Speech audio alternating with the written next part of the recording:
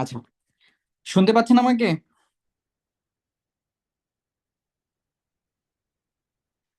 Hello. জি ভাই শোনা যাচ্ছে। জি ভাই শোনা যাচ্ছে। আপনি ইসলাম, কারণ হচ্ছে আপনাদের রেকর্ডিং অফ অন করতে আমি ভুলে গেছিলাম, এখন মনে হয়েছে। আচ্ছা, ক্যালসিয়াম গ্লুকোনেট কেন দেওয়া হয়? ক্যালসিয়াম গ্লুকোনেট দেওয়া হয় বডিতে ক্যালসিয়াম ডেফিসিয়েন্সির জন্য। প্রথম কথা হচ্ছে ক্যালসিয়াম যেহেতু আছে, ক্যালসিয়াম কখন বডিতে দিব? আমার বডিতে প্রত্যেকটা পার্টিকলস ইলেকট্রিক্যাল, আমাদের যে ইলেকট্রিক্যাল আছে, আমাদের যে বডিতে ইলেকট্রিক্যাল মেকানিজম আছে, ইলেকট্রোলাইট যে ব্যালেন্স আছে, প্রত্যেকটা ইলেকট্রোলাইটের কি একটা ব্যালেন্স আছে। হ্যাঁ, আমাদের প্রত্যেকটা যে ইলেকট্রোলাইট আছে এগুলোর ব্যালেন্স আছে। যদি আমাকে বাইরে থেকে কোনো পার্টিকেল দিতে হয়, তাহলে কি করতে হবে? এটা ডেফিসিয়েন্সি হচ্ছে বডিতে, এই কারণে আমাকে এটা বডিতে বাইরে থেকে ইনজেক্ট করতে হচ্ছে, এক নাম্বার। কারণ ক্যালসিয়াম গ্লুকোনেট আছে, তার মানে হচ্ছে আমার বডিতে দিচ্ছি, একমাত্র কারণ হচ্ছে আমার বডিতে অবশ্যই ক্যালসিয়ামের ডেফিসিয়েন্সি আছে বলে আমি ক্যালসিয়াম গ্লুকোনেট দিচ্ছি, এক নাম্বার। দ্বিতীয় নাম্বার কি হচ্ছে, যে ক্যালসিয়াম গ্লুকোনেট আমরা কিসের জন্য দিয়ে থাকি? হাইপার ক্যালামিয়া যদি হয়ে থাকে, যদি আমাদের পটাশিয়াম লেভেল বাড়ানো হয়, বডিতে বেড়ে যায়, তখন আমরা কি করতে পারি? আমরা ক্যালসিয়াম গ্লুকোনেট দিতে পারি।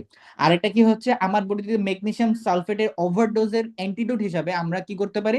ক্যালসিয়াম গ্লুকোনেট দিতে পারি, তিন নাম্বার। আচ্ছা, আরেকটা কি হচ্ছে, ব্লাড ট্রান্সফিউশনের পরে আমরা ক্যালসিয়াম গ্লুকোনেট দিতে পারি। কেন ব্লাড ট্রান্সফিউশনে ক্যালসিয়াম গ্লুকোনেট দিই? কারণ পরপর ব্লাড ট্রান্সফিউশনের পরে আমাদের বডিতে যে ইলেকট্রিক্যাল যে অ্যাক্টিভিটি গুলো আছে, তখন ইলেকট্রিক্যাল অ্যাক্টিভিটি গুলোকে ইনক্রিজ করে যায়। আর ইলেকট্রিক্যাল অ্যাক্টিভিটি ইনক্রিজ করতে থাকলে বা এনপি অ্যারিথমিয়া হতে থাকলে পেশেন্টের কার্ডিয়াক অ্যারেস্ট হওয়ার চান্স বেড়ে যায়। আর এই কার্ডিয়াক হওয়ার চান্সটাকে রিডিউস করার জন্য আমরা ক্যালসিয়াম গ্লুকোনেট দিয়ে হার্টের যে ইলেকট্রিক্যাল অ্যাক্টিভিটি গুলোকে আছে এটাকে স্টেবল করার চেষ্টা করি আর কি। এক গেল, বুঝতে পারছি? এটাই জি কাজ বুঝতে মূলত, পারছি। এটাই কাজ হচ্ছে। একটা খুব ইম্পর্টেন্ট একটা, যে আমরা পিপি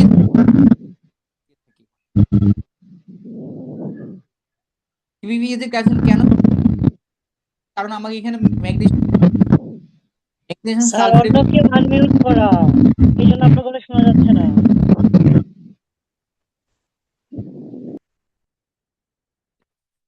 বুঝিনি, শুনতে পাচ্ছেন না?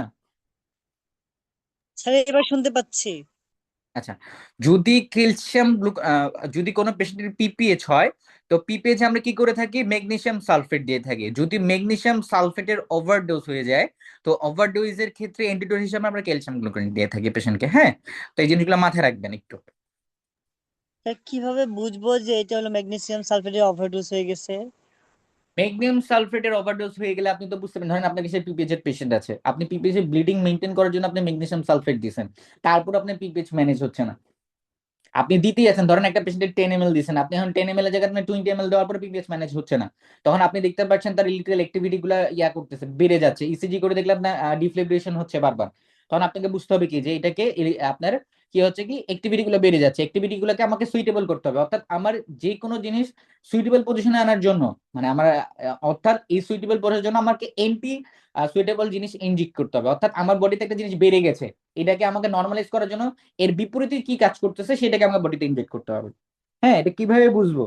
পিপিএস যদি হয়ে থাকে, পিপিএস যে ব্লিডিং কন্ট্রোলের জন্য আমরা ম্যাগনেসিয়াম সালফেট দিয়ে থাকতেছি, আর এরপরেও যদি আমাদের ব্লিডিং কন্ট্রোল হচ্ছে না, পিপিএস বন্ধ হচ্ছে না, তাহলে মানে কি করতে হবে? আমাকে আবার ম্যাগনেসিয়াম সালফেট ইনজেক্ট করতে হবে। কিন্তু এরপরে দেওয়ার পর দেখেছি না যে ওভারডোজ হয়ে যাচ্ছে, দেন এই ওভারডোজটাকে আবার রিডিউস করার জন্য, সুইটেবল পজিশনে আনার জন্য আমাকে ক্যালসিয়াম গ্লুকোনেট ইনডিউস করতে হবে। ঠিক আছে? জি স্যার বুঝেছি। আচ্ছা, আচ্ছা, এবার তাইলে আর ইমার্জেন্সি ড্রাগসের দিকে না যাই, তাহলে আমরা আরেকটা টপিকের দিকে আগাই। হ্যাঁ, মেডিকেশন ডোজেস ক্যালকুলেশনের দিকে আগাই, তাই তো? আরেকটা টপিক আছে আমাদের, মেডিকেশন এন্ড ডোজেস ক্যালকুলেশন। এটা খুব বড় একটা টপিক। হ্যাঁ, খুব বড় একটা টপিক। আসলে এই টপিক গুলো হচ্ছে লাইভ অ্যাকশন না নিলে আসলে বোঝা যায় না, তবে আমি চেষ্টা করবো আসলে বোঝার জন্য। হ্যাঁ, এটা আসলে আপনার বাই প্র্যাকটিক্যাল, যদি আমরা অফলাইন ক্লাস নিতাম কখনো, তাহলে এই জিনিসগুলোতে আসলে খুব ক্লিয়ারলি ভাবে কনসেন্ট আপনার বুঝতে পারতেন অফলাইন ক্লাস হইলে। আচ্ছা, মেডিকেশন, মেডিকেশনের ডেফিনেশন কি? Medication is a drug use to diagnosis, cure, treat or prevent disease. অর্থাৎ মেডিকেশন হচ্ছে একটা ড্রাগ, ড্রাগ কিন্তু মেডিকেশন না। ড্রাগস কিন্তু মেডিকেশন না, কিন্তু মেডিকেশন হচ্ছে একটা মানে ড্রাগস হচ্ছে একটা মেডিকেশন। এটা কি করতে পারি আমরা? ডায়াগনোসিস করার জন্য কাজ করতে পারি, কোন রোগীর কিউর হিসেবে কাজ করতে পারি, ট্রিট হিসেবে কাজ করতে পারি, ট্রিটমেন্ট হিসেবে কাজ করতে পারি, প্রিভেন্ট হিসেবে কাজ করতে পারি। আপনাদের কাছে একটা ডেফিনেশন আসতে পারে বা কম্পারিজন আসতে পারে কোনটা মেডিকেশন আর কোনটা ড্রাগ। হ্যাঁ, মেডিকেশন হচ্ছে ফুল প্রসিজার্স। ফুল মেডিকেশনটা আমি বলি, একটা পেশেন্টকে একটা অ্যান্টিবায়োটিক্স কোর্স দেওয়া আছে 7 দিনকার। 7 দিনের বিডি করে 7টা খাবে। ধরেন সেফিক্সিন 200 মিলিগ্রাম, সে 7 দিনে 14টা খাবে। পুরো 14টা খাওয়ার পরে তার কি হবে? যে অ্যান্টিবায়োটিক প্রপারলি কাজ করে। এই 7 দিনে যদি 14টা কোর্স আমি পুরো ফিল আপ করি, সেটা তাহলে হবে মেডিকেশন। আর 7 দিনে যে আমি সেফিক্সিন পার ডে 2টা করে ইউজ করতেছি, সেটা হচ্ছে ড্রাগস। বুঝতে পারছি কম্পারিজনটা? ভাই একটু আবার ক্লিয়ার করেন। মেডিকেশন এবং ড্রাগসের মধ্যে, মেডিকেশন হচ্ছে ধরেন আপনি একটা পেশেন্টকে, ধরেন আপনি আপনি 7 দিনের জন্য নাপা খাচ্ছেন দিনে 3 বার করে। যখন আপনার 7 দিনের ফুল কোর্সটা কমপ্লিট হয়ে যাওয়ার পরে আপনার জ্বর আর থাকবে না, তখন এটা হবে মেডিকেশন। আর এই 7 দিনে আপনি 3 বেলা করে 3টা করে প্যারাসিটামল খেলেন, এটা হচ্ছে আপনার ড্রাগ। বুঝছি।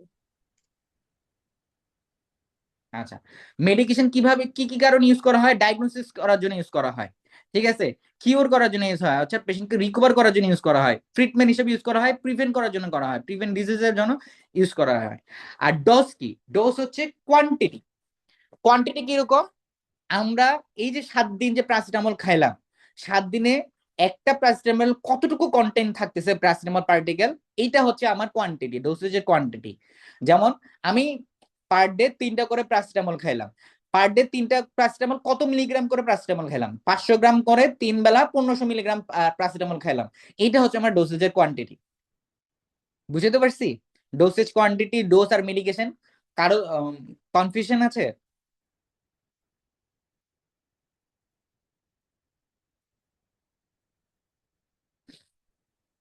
আচ্ছা, তাহলে আমরা নেক্সট একটু যাই।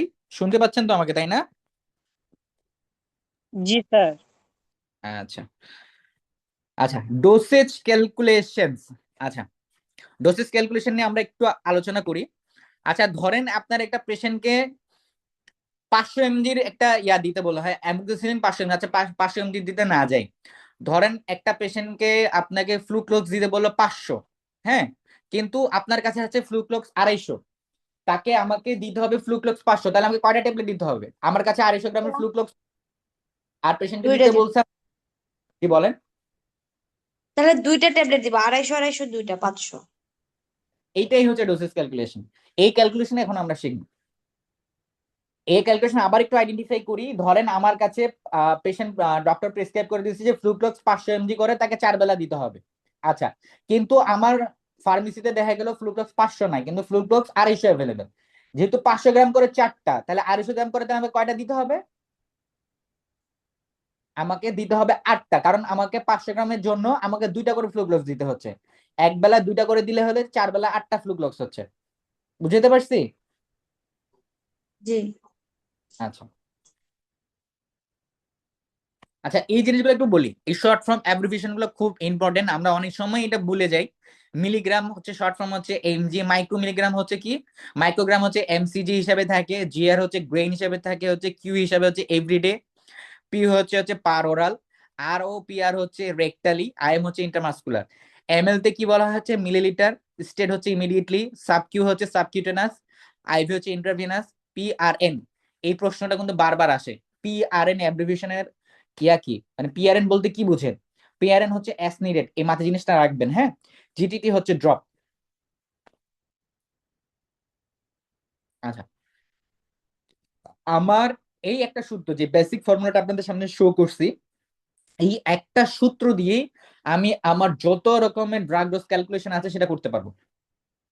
এই একটা সূত্র। এই সূত্রটা কি এর আগে কখনো করছিলেন বা দেখছিলেন? জি স্যার। জি ভাইয়া। প্রথম কথা বলি, এখানে 3টা ওয়ার্ডস আছে, একটা হচ্ছে ডি, একটা হচ্ছে এইচ, একটা হচ্ছে V.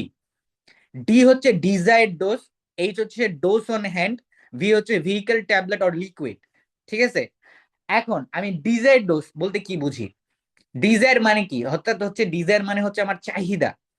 R dose on and হচ্ছে আমার হাতে কত মিলিগ্রামের ডোজ আছে। দুইটা দুই জিনিস। ডিজায়ার ডোজ, আমার ডিজায়ার ডোজটা হচ্ছে আমাকে পেশেন্টকে কত এমজি ড্রাগস দিতে হবে। এক নাম্বার হচ্ছে আমার পেশেন্টকে 500 ফ্লুক্লোজ দিতে হবে, 500 এমজি ফ্লুক্লোজ দিতে হবে। কিন্তু ডোজ অন হ্যান্ড আমার মানে হচ্ছে আমার কাছে 250 গ্রামের ফ্লুক্লোজ আছে, এটা হচ্ছে কি ডোজ অন হ্যান্ড। বুঝতে পারছি? ডিজায়ার ডোজ কি আমাকে 500 গ্রাম দিতে হবে, কিন্তু আমার হাতে আছে 250 গ্রাম, এটা হচ্ছে ডোজ অন হ্যান্ড। 250 গ্রামের দুইটা আছে, এর এটা দাঁড়াচ্ছে হচ্ছে ডোজ অন হ্যান্ড। আর 500 গ্রাম ডিজায়ার ডোজ হচ্ছে, ডিজায়ার ডোজটা কি হচ্ছে আমাকে যে 500 গ্রাম যে ডক্টর অর্ডার করছে সেটা হচ্ছে আমার ডিজায়ার ডোজ। বুঝতে পারছি? আচ্ছা, আমরা একটু সূত্র ইয়াতে দেখতে গেলেই বুঝতে পারবো। যে এক্সাম্পল যদি দেই, যে ধরেন ডিলান্টিন আপনার 500 এমজি অরালি টিআইডি দিতে বলছে, হ্যাঁ 50 এমজি অরালি টিআইডি দিতে বলছে। ড্রাগ অ্যাভেলেবেল আছে ডিলাটিন 125 এমজি পার 5 ml এ। হ্যাঁ, এখন আমাকে এটাকে ক্যালকুলেশন করতে বলছে, ডক্টর আমাকে অর্ডার দিছে কি যে 50 এমজি, আর আমার কাছে অ্যাভেলেবেল আছে কি 125 এমজি। তাহলে আমাকে এটা কিভাবে কনভার্ট করতে হবে? যে আমাকে ডক্টর অর্ডার করে দিছে আপনি ডিলাটিন দিবেন হচ্ছে 3 বেলা 50 এমজি করে, কিন্তু আমার আমার হাতে আছে কত 125 এমজি, 125 এমজি ডিলাটিন আমার কাছে আছে। অর্থাৎ আমার হাতে কি আছে, আমার হাতে যেটা থাকবে, অর্থাৎ আমি হাতের মধ্যে যেটা পাবো, আমাকে আমার ফার্মেসিতে বা আমার ওয়ার্ডে যেটা অ্যাভেলেবেল থাকবে সেটা হচ্ছে আমার কি ডোজ অন হ্যান্ড। আমার ডোজ অন হ্যান্ড কোথায় পাচ্ছি, যে 125 এমজি আমার কাছে আছে। ঠিক আছে, আর হচ্ছে কি হচ্ছে আমাকে ডক্টর অর্ডার করছে 50-তে, অর্থাৎ 50 এমজি আপনি ডিলাটিন তাকে দিবেন। কিন্তু আমার হাতে কি ছিল, আমার হাতে 125 ছিল, আমি তো 125 ইনডিউস করতে পারবো না, এক। এখন আপনি আরেকটা আছে যে 125 এমজি কত এমএল এ থাকে, 125 এমজি থাকে হচ্ছে 5 ml ওয়াটার ইয়ার মধ্যে, একটা কন্টেইনার মধ্যে, ভাইলের মধ্যে 5 ml ভাইলের মধ্যে 125 এমজি থাকে। এখন এটাকে যদি আমরা কনভার্ট করি, তাহলে আমার সূত্র কি দাঁড়াবে, d divided by h into v. আচ্ছা, আপনাদের ক্ষেত্রে আরেকটু বলি, জিনিসটা আমি আরেকটু সোজা করে দিই।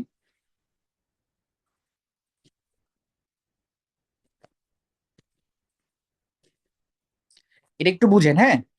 আমার ক্ষেত্রে আমার ওয়ার্ডে যেটা অ্যাভেলেবেল আছে সেটা হচ্ছে আমার ডোজ অন হ্যান্ড। এই যে 125 এমজি যেটা আছে এটা হচ্ছে আমার ডোজ অন হ্যান্ড। আমরা সূত্র কি জানি, আমরা সূত্র জানি d divide by h into v, আমরা সূত্রটা এটা জানি তাই না, আমরা সূত্র জানি হচ্ছে এটা।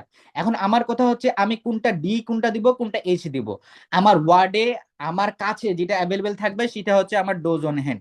দ্যাটস মিন আমার কাছে 125 এমজি আমার ওয়ার্ডে অ্যাভেলেবেল আছে, দেন আমার ডোজ অন হ্যান্ড হচ্ছে আমার 125 এমজি। ডক্টর যেটা আমাদের করবে অর্ডার করবে সেটা হচ্ছে আমার ডিজায়ার্ড ডোজ। ডক্টর আমাকে যেটা পেশেন্টকে দিতে বলবে সেটা হচ্ছে আমার ডিজায়ার্ড ডোজ। ডক্টর আমাকে বলছে কি 50 এমজি দিতে বলছে, এটা হচ্ছে আমার 50 এমজি, এটা হচ্ছে আমার ডিজায়ার্ড ডোজ, ডিজায়ার্ড ডোজ। এখন আমাকে দেখতে হবে ভি কোয়ান্টিটি, যে 125 এমজি কত এমএল এর মধ্যে থাকে। হ্যাঁ, আমাকে আমি দেখতে পাচ্ছি যে ডিলাটিন যেহেতু ভাইলের মধ্যে থাকে, ডিলাটিন কত এমএল ভাইলের মধ্যেই 125 এমজি থাকে, ডিলাটিন 5 ml এর ভাইলের ভিতরে 125 এমজি থাকে, এই যে 5 ml ভাইল। এখন যদি আমি কনভার্ট করি, 50 × 5 দিলে হচ্ছে 250, আর 125 যদি ডিভাইড করি তাহলে আমাকে 2 ml যদি আমি একটা পেশেন্টকে ইনডিউস করে থাকি তাহলে আমি 50 এমজি দিতে পারবো। বুঝতে পারছি? আর শুধু 125 যদি ভাগ দিই তাহলে হচ্ছে আমার 2, অর্থাৎ 5 ml এর ভাইল, 5 ml সিরিঞ্জ থেকে যদি আমি 2 ml ইনজেকশন তাকে দিয়ে দিই, 5 ml নেওয়ার পরে যদি 2 ml তাকে দিয়ে দিই তাহলে সেই পেশেন্টটা 50 ml ইনজেকশন পাবে। বুঝতে পারছি? কারো কোনো কনফিউশন আছে থাকলে বলতে পারেন। স্যার এটা তো এইভাবেও করা যায়, ওই যে 125 রে 5 দিয়ে ভাগ করলে 1 ml থাকতেছে হলো 25 ml, তাহলে 2 ml সমান 50 ml, এভাবেও তো করা যায়। টেকনিক করতে পারেন আপনি, আপনার টেকনিক অনুযায়ী আপনি সবকিছুই করতে পারেন, আমাদের তাতে কোনো আপত্তি নাই, কিন্তু আপনার প্রিন্সিপাল যেটা সেটা আপনাকে মেনে চলতে হবে। Okay sir. এটা এটা হচ্ছে প্রিন্সিপাল, এটা হচ্ছে সূত্র। এখন আমি শর্ট টেকনিকে আমি অনেক কিছুই করতে পারি। এখন 5 ml আছে, আমি কিন্তু আমি নিজে নিজে কনভার্ট করতে পারি যে এটা 5 ml 1 ml কত করে পড়তেছে, আমি 2 ml কতটুকু যাচ্ছে। হ্যাঁ, এটা কিন্তু আমি নিজে কনভার্ট করে ফেলতে পারি। আমি আমার টেকনিক, আমি আমার পেশেন্টের জন্য আমি আমার টেকনিক, আমি আমার মেধা দিয়ে আমি যে কোনো ভাবে কাজ করতে পারি। তবে সেটা একুরেট হতে হবে, সাইন্টিফিকলি ভাবে ব্যাখ্যা থাকতে হবে। কিন্তু আমার প্রিন্সিপাল যেটা আমি সেটা মেনে কথা বলছি, আমি তো এখানে প্রিন্সিপাল বাইরে কথা বলতে পারি না ভাইয়া, আমাকে প্রিন্সিপালের মধ্যে কথা বলতে হবে। আচ্ছা, এটা নিয়ে কারো সমস্যা আছে থাকলে একটু বলতে পারেন।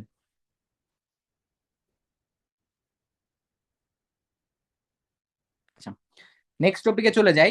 আমাদের হচ্ছে ইনফিউশন ক্যালকুলেশন, যেটা আমাদের খুবই খুবই ক্যাচের জিনিস মনে হয়, তাই না? আচ্ছা, আমাকে একটা জিনিস বলতে পারবেন, ড্রপ ফ্যাক্টর আর ড্রপ এর মধ্যে তফাৎ কি? ড্রপ হচ্ছে যেটা স্যালাইন সেট দিয়ে যায়, ড্রপ ফ্যাক্টর এটাই তো। Sir drop factor drop sir drop factor হলো একটা নির্দিষ্ট সময়ে যত ড্রপ যায় এটা হলো ড্রপ ফ্যাক্টর। আর হলো র্যান্ডমলি যদি আমি সময়টাকে কনস্ট্যান্ট ধরে নিই তখন যে এক ফোঁটা ওইটা হলো স্যার ড্রপ। না, আর কেউ বলবেন? আর কেউ? আচ্ছা, গুড ট্রাই। ট্রাই করতে আমি খুব ভালোবাসি, মানে ট্রাই, কেউ যদি কোনো স্টুডেন্ট ট্রাই করে আমার খুবই ভালো লাগে যে না কেউ একজন ট্রাই করতেছে। আপনি যত বেশি ট্রাই করবেন আপনার মেন্টালি আপনার ব্রেন তত বেশি অ্যাক্টিভ থাকবে, আপনি যত বেশি প্রশ্ন করতে থাকবেন তত বেশি আপনার জানার আগ্রহ থাকবে। প্রশ্ন করা মানে উত্তর দেওয়া মানে, এর মানে হচ্ছে আমি জানতে চাই। বিষয়টা হচ্ছে আমি প্রচুর প্রশ্ন করতাম, আমি আমার টিচারকে প্রচুর প্রশ্ন করতাম। কেন প্রশ্ন করতাম? কারণ আমাকে জানতে হবে, আমাকে জানতে হবে আমার মানে প্রশ্ন আছে আর আপনি আমার প্রশ্নের অ্যান্সার দেওয়ার জন্য বাউন্ড। এক কথা শেষ। এখন আপনাকে বলি, ড্রপ ফ্যাক্টর আর ড্রপ ড্রপ ফ্যাক্টর, এই প্রশ্নটা হচ্ছে আমরা যদি কখনো স্লাইন সেট যদি দেখি, স্লাইন সেটের একটা গায়ে দেখবেন ওখানে ড্রপ ফ্যাক্টর লেখা থাকে যে 50 ml বা 50 ড্রপ পরিমাণ 1 ml, 50 ড্রপ পরিমাণ 1 ml। কেন হচ্ছে জানেন? যদি 15 ফোঁটা ড্রপ যায়, 15 ফোঁটা যদি ড্রপ পড়ে তাহলেই কেবল 1 ml পূর্ণ করতে পারবে। এটা হচ্ছে ড্রপ ফ্যাক্টর। যেমন আমরা যদি ইনফিউশন সেটের মানে আমরা যদি ইনফিউশন সেটের কথা বলি তাহলে হচ্ছে 15 ড্রপে 1 ml হয়। যদি ট্রান্সলেশন সেটের কথা বলি সেটা 20 ml এ আপনার 20 ড্রপ ফ্যাক্টরে 1 ml হয়। আর যদি আমরা বারবিকিউট মানে বারবিট সেটের যদি মাইক্রোবিট সেটের কথা যদি বলে থাকি তাহলে 60 মাইক্রোড্রপে 1 ml হয়। অর্থাৎ 1 ml পূর্ণ করতে কত ড্রপ লাগতেছে, বুঝাতে পারছি? এটা হচ্ছে ড্রপ ফ্যাক্টর।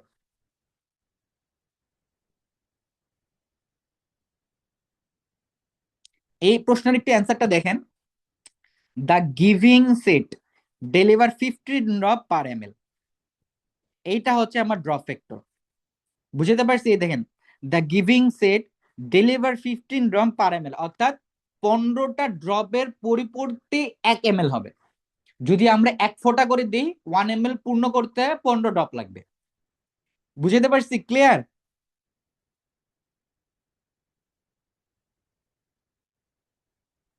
হ্যালো, ভাইয়া, ক্লিয়ার? ক্লিয়ার, বুঝতে পারছি? আচ্ছা, এখন আমরা যদি ড্রিপ রেট ক্যালকুলেশন করতে চাই, যে কত ড্রপে এই পেশেন্টটা ক্যালকুলেশন করতে চাই, তাহলে আমাকে ক্যালকুলেট করতে কি হবে? আমার সূত্র যায় মনে রাখতে হবে, একটা কি হচ্ছে volume divide by times into drop factor.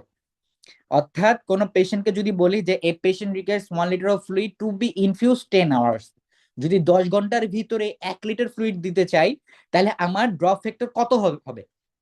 অর্থাৎ 10 ঘন্টার মধ্যে যদি আমি 1 লিটার ফ্লুইড ইনফিউজ করতে চাই একটা পেশেন্টের বডিতে তাহলে আমাকে কত ড্রপে সাজাইতে হবে পেশেন্টকে। আর এখানে আমার ড্রপ ফ্যাক্টর দিয়ে রাখছে কোথায়? 15 ড্রপ পার ml, অর্থাৎ 15 ড্রপ পার ml এ আমার হচ্ছে 1 ml ড্রপ ফিল আপ করবে। অর্থাৎ এই ক্ষেত্রে যদি আমি বলি যে আমাকে ফিল আপ করতে হচ্ছে কতটুকু, আমাকে 1 লিটার সমান কতটুকু আমরা জানি, 1 লিটার হচ্ছে আমার ভলিউম। 1 লিটার যেহেতু আমার ভলিউম, এই যে 1 লিটার যেহেতু আমার ভলিউম ভলিউম পেয়ে গেছি, 1 লিটার সমপরিমাণ কত কত হচ্ছে 1000 ml। আমাকে এটা ml এ কনভার্ট করতে হবে, যেহেতু আমি লিটার হিসাব করছি না, এটা আমি ml এ কনভার্ট করব। 1000 ml আমাকে যেহেতু 10 ঘন্টা বলেছে, আমি 10 ঘন্টা সমান এটাকে মিনিটে কনভার্ট করব। আমরা সবসময় আমাদের যেটা আসবে ড্রপ ফ্যাক্টর যেহেতু আমরা মিনিটে হিসাব করব, সেক্ষেত্রে আমাকে মিনিটে নিয়ে আসতে হবে। 10 ঘন্টা, 1 ঘন্টা সমপরিমাণ যদি আমরা 60 মিনিট ধরে রাখি তাহলে 10 ঘন্টার সমপরিমাণ হবে 600 মিনিট। হ্যাঁ, এই ক্ষেত্রে আপনি দেখেন যে যদি আমাকে 1 লিটার বলছে তার মানে হচ্ছে 1000 ml, যেহেতু আমাকে 10 ঘন্টা বলছে সেহেতু 600 মিনিট। 600 মিনিটকে যদি আমরা কনভার্ট করি, আর আমার ড্রপ ফ্যাক্টর কতটুকু দেওয়া আছে? আমার ড্রপ ফ্যাক্টর দেওয়া আছে 15। হ্যাঁ, আমার ড্রপ ফ্যাক্টর দেওয়া আছে 15। যদি আমি 15 দিয়ে ক্যালকুলেশন করি তাহলে আমার 25 ড্রপ আসবে।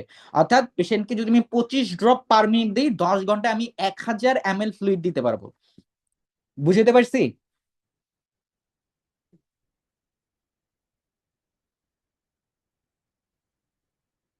এগুলো একটু ট্রিকি প্রশ্ন, আপনাদের কাছে এটা যতদিন না আপনারা বসে পড়বেন, মানে জিনিসগুলোকে হাতে পড়ে দেখবেন, ততদিন আপনারা বুঝতে পারবেন না। আমি যতই আপনাদেরকে বলে রাখি না, ম্যাথামেটিক্স এরকমই, আমাকে অনেকই বোঝানো হয়েছে, কিন্তু আমি যতদিন না এই জিনিসগুলোকে হাতে কলমে বুঝছি নিজের মধ্যে, তার আগে আমি এটা বুঝতে পারিনি।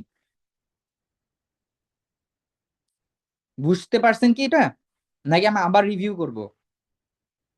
স্যার আমি বুঝেছি। আচ্ছা আচ্ছা, ঠিক আছে, ধন্যবাদ। আচ্ছা, ফ্রাইড রুলস। ফ্রাইড রুল, যদি আমার ক্ষেত্রে একটা ফ্রাইড রুল খাটে হচ্ছে, আপনি একটা জিনিস মাথায় রাখবেন, বাচ্চাদের ক্ষেত্রে আমার ড্রাগসের যে ক্যালকুলেশন আসে সেটা সব সময় ওয়েটে আসে। Note, বাচ্চাদের ক্ষেত্রে যে ক্যালকুলেশনটা আছে সেটা সবসময় ওয়েটে আসে। এটা প্রশ্ন আসছিল 2022-এর প্রিলিমিনারি পরীক্ষায় আসছিল, যে বাচ্চাদের ড্রাগস ক্যালকুলেশন সময়, মেডিকেশন ক্যালকুলেশন সময় আমরা কি জিনিস দেখে ড্রাগস ক্যালকুলেশন করব, অর্থাৎ আমরা ওয়েট দিয়ে ক্যালকুলেশন করব। আর এভারেজ ওয়েটটাকে ধরে রাখা হয় কিভাবে, 150 আইবি দিয়ে, আইবিএস দিয়ে। আমাদের কি করব, চাইল্ডের এজ যদি কোনো ক্ষেত্রে, ধরেন আপনার ক্ষেত্রে বলছে towards old baby the adult dose of medication is 500 mg, অর্থাৎ আপনাকে ধরেন, আপনি বলছে, ধরেন ফ্লুক্লোক্স নিয়ে আলোচনা করি, যেহেতু আমরা খুব চালাই এই জিনিসটাকে, 500 mg ফ্লু, 500, ঠিক আছে, 500 mg। 2 বছর বাচ্চার জন্য আমাকে কতটুকু দিতে হবে? এখন 2 বছর জন্য আমাকে ফ্লুকোজ একটা পেশেন্টের কতটুকু দিতে হবে, এই জিনিসটা আমাকে ক্যালকুলেট করতে বলছে। ডক্টর আপনাকে দিতে বলছে যে 500 mg আপনি আপনি এই পেশেন্টকে ফ্লুক্লোক্স দিয়ে দিবেন। হ্যাঁ, এখন ফ্লুক্লোক্স আমি কতটুকু দিব 2 বছর বাচ্চার জন্য, সেটা তিনি ইন্ডিকেট করে দেয়নি। তাহলে আমাকে এটা ইন্ডিকেট করে নিতে হবে। কিভাবে ইন্ডিকেট করব আমি? কারণ আমাকে একটা জিনিস মাথায় রাখতে হবে, মানে মাথায় রাখতে হবে কি, যে অ্যাডাল্ট ডোজটুকু কতটুকু। ওই আমাদেরকে অ্যাডাল্ট ডোজ, ধরেন একটা পেশেন্টের একটা ডোজ, ধরেন প্যারাসিটামলের অ্যাডাল্ট ডোজ হচ্ছে 500 mg, 2 বছর বাচ্চার জন্য আপনি 500 mg দিতে পারবেন অ্যাডাল্ট ডোজ। এখন আপনাকে ডক্টর বলছে আপনি 2 বছর বাচ্চার জন্য 500 mg, 2 বছর বাচ্চার জন্য আপনি প্যারাসিটামল দিয়ে দেন। এখন উনি ডোজটাকে আপনি কতটুকু দিবেন এটা আপনাকে ইন্ডিকেট করে দেয়নি, আইডেন্টিফাই করে দেয়নি, কিন্তু এটাকে আপনাকে আইডেন্টিফাই করে নিতে হবে। কিভাবে আইডেন্টিফাই করবেন সেটা প্রশ্ন আসবে। এটা সূত্র কি, আমাকে প্রথমে কি করতে হবে, এজ নিতে হবে, পেশেন্টের এজ, যেহেতু উনি বলে দিছে 2 বছরের বাচ্চার জন্য, 2 বছরের বাচ্চার জন্য আমাকে করে নিতে হবে। এক সেকেন্ড, আমরা জানি এটাকে কিভাবে ডিভাইড করতে হবে, অ্যাডাল্ট ওয়েট দিয়ে। আমরা তো জানি অ্যাডাল্ট ওয়েট কনসিস্টেন্টলি 150 আইবিএস। এটা কোথায় পাইছি? এটা সূত্রের মধ্যে পাইছি। এক, আচ্ছা, একটু আজান দিচ্ছে, আমরা একটু চুপ থাকি, হ্যাঁ, একটু আস্তে। আর এভারেজ অ্যাডাল্ট ডোজ কতটুকু আমরা জানি, 500 mg। আমরা 500 mg সর্বোচ্চ একটা পেশেন্টকে দিতে পারবো, ছোট বাচ্চাকে 500 mg সর্বোচ্চ দিতে পারবো। আচ্ছা, এটাকে যদি আমরা কনভার্ট করি, যেহেতু আমাকে মান্থে কনভার্ট করতে বলতে হচ্ছে, যেহেতু 2 ইয়ার্স ওল্ড বেবি যেহেতু আছে, এটাকে যদি আমরা মান্থে কনভার্ট করি, তাহলে হচ্ছে কি, 2 কে দিয়ে যদি আমরা মান্থ কনভার্ট করি, তাহলে কি হচ্ছে, আমাদের 12 × 2 = 24, আমাদের আস্তে আস্তে 24। আর 50 আমরা কোথা থেকে পাচ্ছি, 150 পাচ্ছি আমরা সূত্র থেকে। আর অ্যাডাল্ট ডোজ কোথা থেকে পাচ্ছি, আমাদেরকে ইনটু গুণ করতে হবে কোথা থেকে, যে এভারেজ অ্যাডাল্ট ডোজ থেকে। এভারেজ অ্যাডাল্ট ডোজ কতটুকু, 500 mg। তো সেক্ষেত্রে আমাদের কতটুকু ডোজ আসবে, যে টুয়ার্ডস মানে ওল্ড বেবিদের জন্য, অর্থাৎ 24 মাসের বাচ্চাকে আমরা সর্বোচ্চ ডোজ দিতে পারবো 80 mg একটা ডোজ, 80 mg একটা প্যারাসিটামল ডোজ আমরা তাকে দিতে পারবো। বুঝতে পারছি?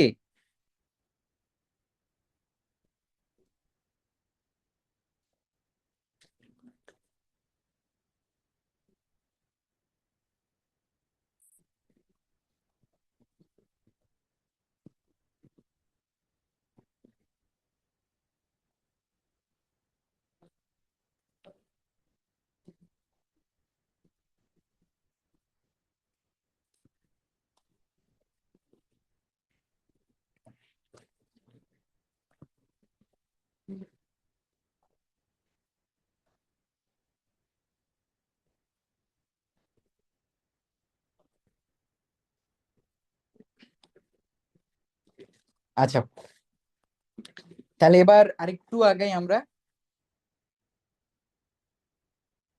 সবাই কি আমাকে শুনতে পাচ্ছেন?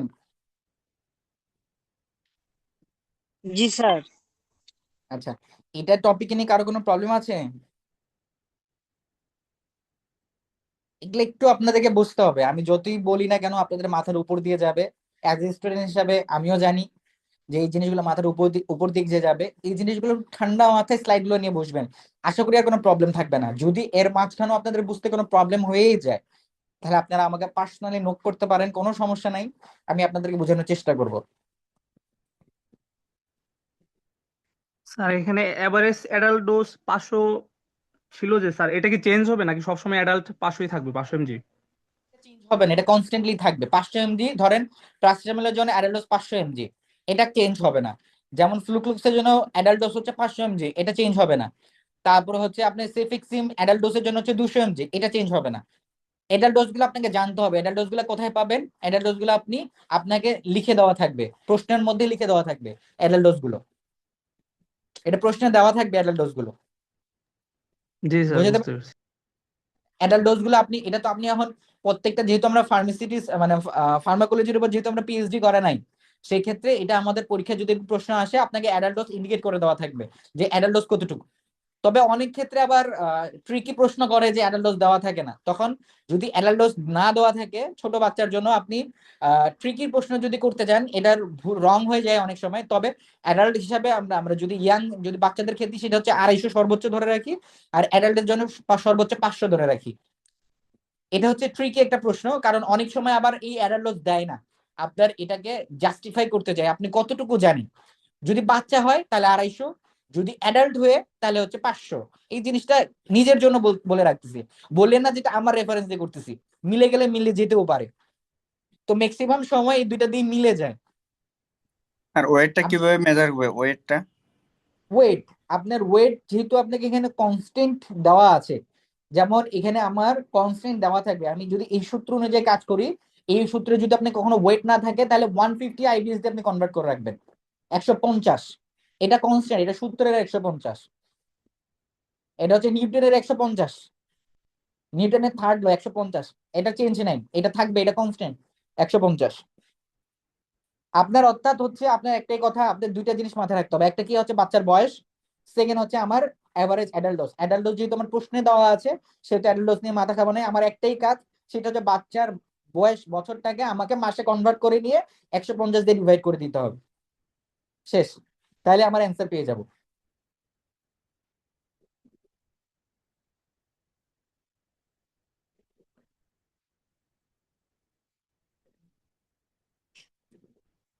আচ্ছা, এবার পেডিয়াট্রিক ক্যালকুলেশন একটু করি।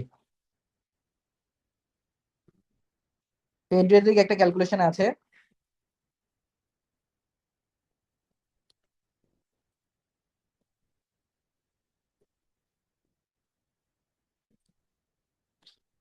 Young rule for children older দেন 1 বছর, যাদের বয়স 1 বছরের উপরে, যাদের বয়স 1 বছরের উপরে তাদের ক্ষেত্রে আমরা কিভাবে ডিফারেন্সিয়েট করব। এক নম্বর হচ্ছে চাইল্ডের এজ ইন ইয়ার্স, অর্থাৎ 1 বছরের উপরে। আমরা ইনফেন্ট নিয়ে এর আগে আলোচনা করছি। ইনফেন্ট নিয়ে আলোচনা যখন করছি, তখন আমরা কি করছি, যখন আমাকে বলা হয়েছে যে, আমি প্রশ্নটা আপনাকে একবার বলি, the calculate the child was 2 years old baby, যখন 2 বছর নিয়ে কখনো আলোচনা করা হয়েছে তখন আমরা এক সূত্রতে কাজ করছি। যখন ইয়াং রুল অনুযায়ী কাজ করব, দুইটা দুই রুল। আমরা হচ্ছে ফ্রাইড রুল নিয়ে আলোচনা যখন করব তখন সূত্র একটা, যখন ইয়াং রুল নিয়ে আলোচনা করব তখন সূত্র আরেকটা। বুঝতে পারছি, দুইটা দুই রুল, একটা হচ্ছে ইয়াং রুল, একটা হচ্ছে ফ্রাইড রুল। যদি ফ্রাইড রুলে কাজ করি তাহলে আমাকে শুধু আমার ওয়েটটাকে মান্থলি কভার করলে হয়ে যাচ্ছে। আর যদি ইয়াং রুল নিয়ে কাজ করি সেখানে একটু ডিফারেন্সিয়েট আছে। ডিফারেন্সিয়েট কি, যে চাইল্ডের যে এজটা আছে সেটা আমাকে ইয়ারের মধ্যেই রাখতে হবে, আবার চাইল্ডের যে ইয়ার্সটা আছে সেটাকে আমাকে আবার 12 দিয়ে যোগ করতে হবে, আবার অ্যাডাল্ট ডোজটাকে দিতে হবে। এটা একটু ক্যাচালিয়া। আপনাকে একটু প্রশ্নটা আর একটু বলি। ধরেন a 10 years old, a 10 years old baby paracetamol 500 mg as average adult dose, calculate the child dose. 10 years old girl was prescribed paracetamol, এখানে 500 mg এভারেজ অ্যাডাল্ট ডোজ। আমি কয়টা জিনিস পাইছি, আমি একটা পেশেন্টের বয়স পাইছি, এভারেজ ডোজ পাইছি, ঠিক আছে। সূত্র অনুযায়ী আমাকে কি করতে হবে, আমি দুইটা জিনিস এখানে পাইছি, আমাকে দুইটা ইনফরমেশন দেওয়া আছে। একটা কি হচ্ছে বাচ্চার বয়স দেওয়া আছে, বাচ্চার বয়স দেওয়া কি আছে 10 বছর দেওয়া আছে। এক নম্বর কি বাচ্চার বয়স কি আছে 10 বছর, আর একটা কি আছে এভারেজ অ্যাডাল্ট ডোজ দেওয়া আছে। আমাকে দুইটা জিনিস পাইছি, ঠিক আছে। আমি পাইছি এজ পাইছি, আমি এজ পাইছি, আর একটা কি average adult dose, average adult dose পাইছি। দুইটা জিনিস আমি পাইছি, আমার কাছে দুইটা জিনিস আছে। এখন আমাকে ক্যালকুলেট করতে বলছে, পেশেন্টকে ডোজটা ক্যালকুলেশন করতে বলছে, এখন আমি কতটুকু ডোজ দিব। আমরা ফ্রাইড রুল পড়লাম, এখন আমাকে ইয়াং রুল অনুযায়ী পড়তে হবে। এখন যদি আমি ইয়াং রুল অনুযায়ী কাজ করতে চাই, তাহলে ইয়াং রুলের সূত্র হচ্ছে দুইটা।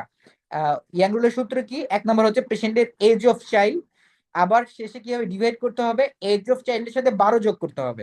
অর্থাৎ যেহেতু আমার এজটা কত বছর দিছি, 10 বছর, ইয়াং রুল অনুযায়ী আবার দিতে হবে কি, আবার তার 10 বছরের সাথে আমাকে আবার 12 যোগ করতে হবে, ডিভাইড করতে হবে, সাথে গুণ করতে হবে কি, আমার এভারেজ অ্যাডাল্ট ডোজ গুণ করতে হবে। এটা হচ্ছে সূত্র।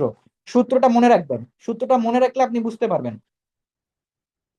এই সূত্রটা মনে কি, এখানে কি দেওয়া আছে, এজ অফ চাইল্ড, আবার কি দিছে, ডিভাইডেড বাই এজ অফ চাইল্ডের সাথে আবার +2 করতে বলা হয়েছে, এবং এটার সাথে গুণ করতে কি বলা হয়েছে, যে এভারেজের যে অ্যাডাল্ট ডোজটা। তো এবার সূত্র অনুযায়ী বসাই। সূত্র অনুযায়ী কি বসাইতে হবে, যে আমার পেশেন্টের বয়স কত ছিল, 10, আমি 10 বছর দিলাম। দেন এটাকে ডিভাইড করবো কিভাবে, ডিভাইড করার পরে আসবে এভার এজ অফ চাইল্ড, আবার আমি 10, যেহেতু এজ অফ চাইল্ড আমার দেওয়া আছে 10, আমি লিখলাম 10, সাথে আবার কি করতে বলছে, 12 যোগ করতে বলছে। অর্থাৎ 10 আর 12 যদি যোগ করি তাহলে হচ্ছে আমার 22, এটা হচ্ছে আমাকে 22 দিতে হবে, এই যে 22। এই যে এভারেজ অ্যাডাল্ট ডোজ হচ্ছে কি আমার 22, এর সাথে কি যোগ গুণ করতে হবে, আমাকে 500 mg গুণ করতে হবে। 500 mg কি গুণ করতে হবে, যে সূত্র বলা হয়েছে এভারেজ অ্যাডাল্ট ডোজ গুণ করতে হবে, এভারেজ অ্যাডাল্ট ডোজ গুণ। এন্ড এভারেজ অ্যাডাল্ট ডোজ যদি গুণ করে থাকি 500 mg, তাহলে আমার টোটাল আসবে 225 mg পর্যন্ত সর্বোচ্চ দিতে পারবো ওই পেশেন্টকে। এন্ড 225 mg আমি এটা বিডি অনুযায়ী কনভার্ট করে দিতে পারি, আবার কি করে করতে পারি, টিডিএস অনুযায়ী কনভার্ট করে দিতে পারি। বুঝতে পারছি?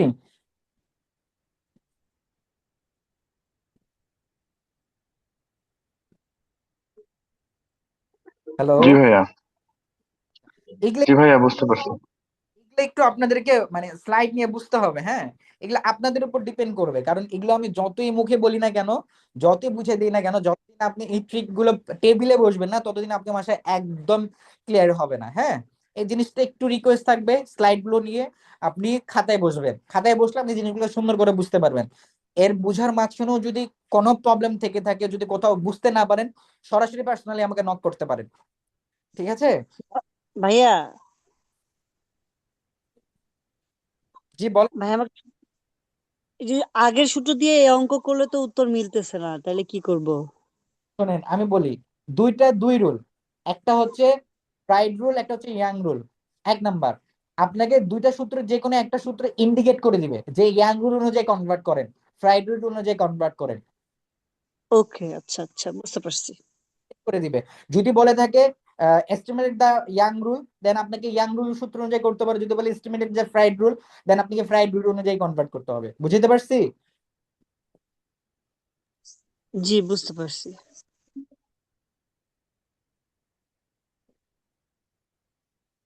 আচ্ছা, আর কোনো প্রবলেম আছে কারো এই টপিক নিয়ে? পুরো হোল টপিক নিয়ে যদি কারো কোনো প্রবলেম থাকে, আপনি আমাকে বলতে পারেন।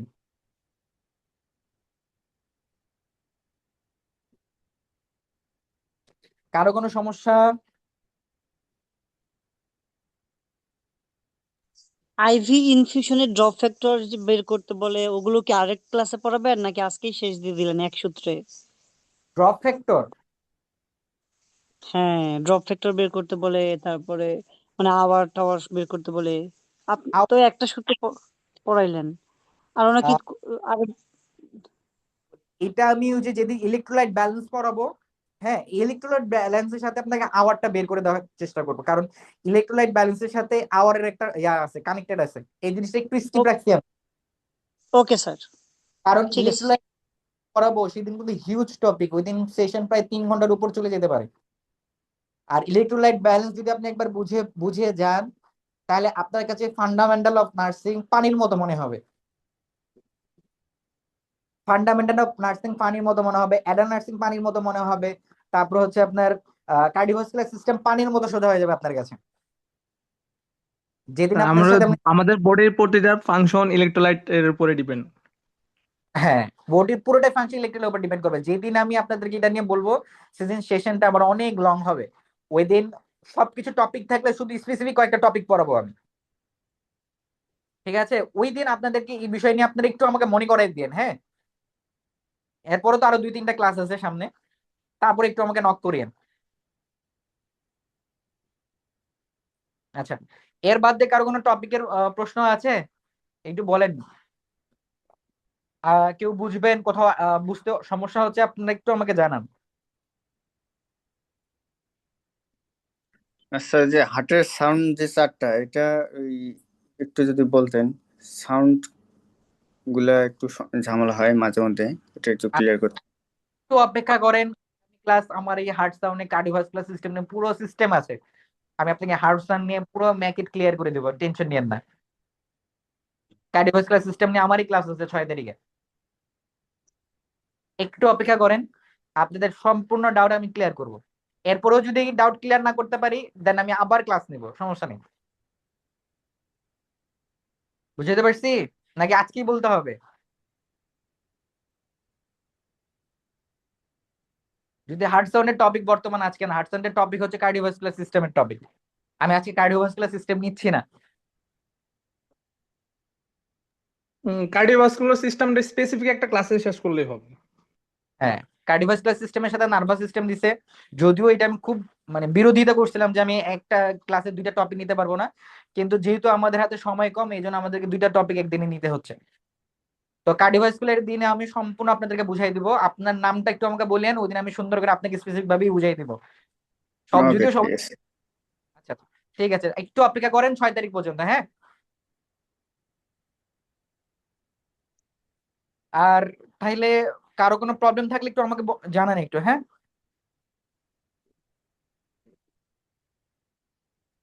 স্যার আপনি নেক্সট ক্লাস কবে নিচ্ছেন আবার? মেবি 6 তারিখ। জি জি, ঠিক আছে।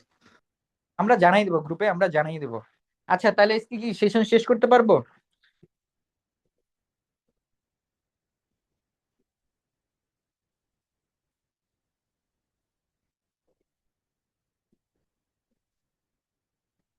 আচ্ছা, যদি কারো কোনো প্রবলেম না থেকে থাকে আমাকে বলতে পারেন, বা পার্সোনালি অনেক সময় গাইডলাইন দরকার হতে পারে।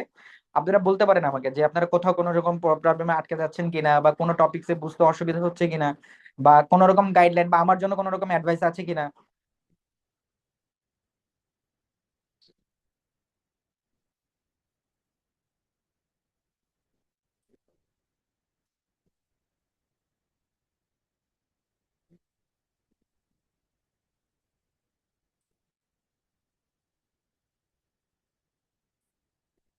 আচ্ছা, আহ তাহলে তাহলে তো কারো কোনো প্রবলেম নাই, তাই তো?